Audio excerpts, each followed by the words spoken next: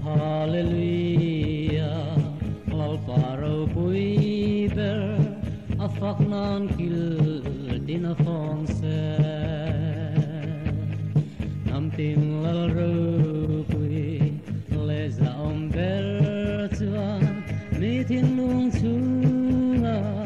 tuan soi lera, shuai kil leang se. Kalputate mutu te chukai hole angte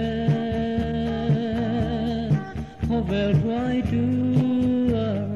siro pui ber bonaram lelu ngai naram sun nengra lalda vidale tu mosia layar silia anhir liam ta unal krista le tharau thiang lim kan pui thiam la ber le kanar si chu roi ki le ang che kalpo ta de tu te chukai hole angte hovel kwai tua siro pui ber monaram lelu ngai naram sun enra lile leilung are andin chua mai Fiat Lalpa hiani lo ni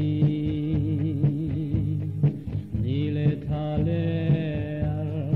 si te zong zong kia izara ena ropui nei ve unei na ropui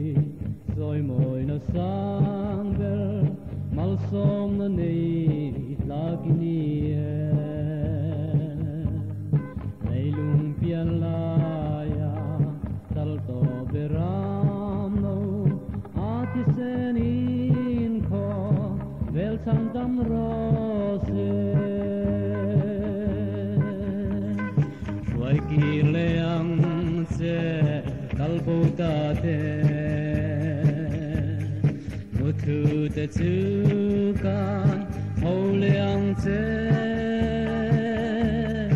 hovel kwai tua